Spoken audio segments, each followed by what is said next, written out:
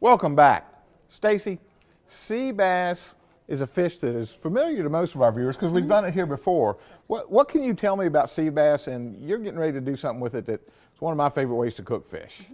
Well, sea bass is in the grouper family, and it is really high in omega-3s. It's a fattier fish, so it holds up really well. It's got when so you're much steaming. fat it tastes like butter. It does. It has a very buttery flavor to it, and cooking it this way that it's being steamed in the parchment paper, it holds the flavor really well, and it's very moist. Yeah, that cooking on papillote is one of my favorite, and you use those fancy French words, on papillote, you know, but it's one of my favorite ways to cook fish of any kind, not just sea bass. So let's get started and see what we're going to do. Okay, well, we're going to make a compound butter for the fish that we're going to add on top, which is going to give it all of its flavor. So here I have 1 pound of really nice European butter, and it's got a really great flavor to it. You know, butter, cheese, and wine are my favorite things that come from France. Can't go wrong. Nope.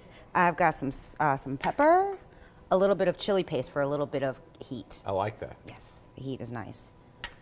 And then some salt, a little chopped green onion. Now, compound butter is a big word for just taking some butter and mixing things with it and then chilling it out, right? Exactly. There you go. And I'm going to wait to put the Chardonnay in, but I'm going to add some dill. Ooh. We go ahead and start processing Now, this. I noticed that you had melted some of your butter there. A little bit, yeah. I got it a little bit room temp, and then it melted a little bit, so it'll incorporate faster. Great. All right.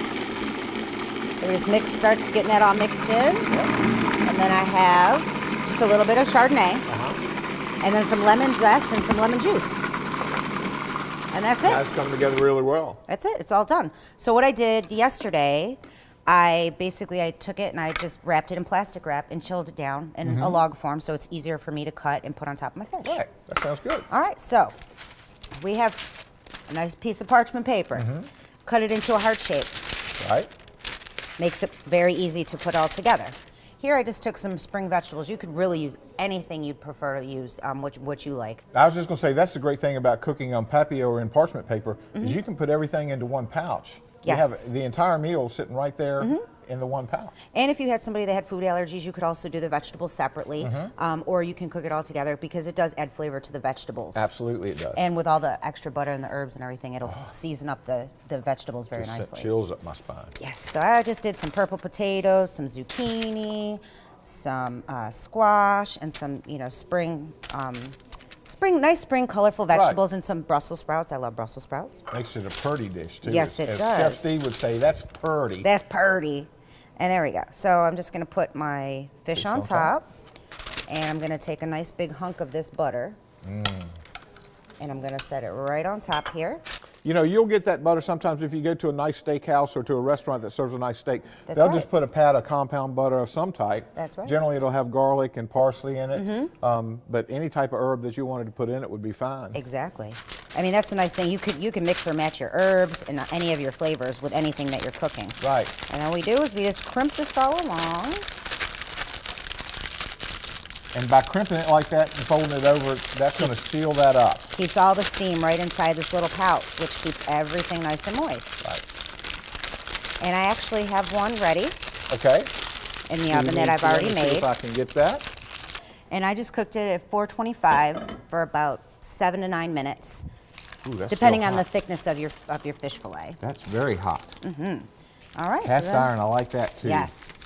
And you can cook it on a regular, platter or a I'm a regular. big fan of cast iron. Me too. And then there we go. Can And you see cleanup that is so steam easy. coming up? That's fantastic. I can't believe that. And look, it took us about 4 minutes. I know you have to chop the onions and make the compound butter, but Right. really didn't take us very long to make this dish. So No, this it is a did not. dish that's easy to prepare. You can do it for a large amount of people, company. Everybody gets their own little pouch, and it's the perfect meal to have when company's coming over. And you could use any fish in there. Salmon goes tremendous on Absolutely. papillote. Yes, it does. So that's great. Up next, an age-old dessert with one of those fancy French names. Say it with me now, clafoutis. Stay with us to see just what this treat really is.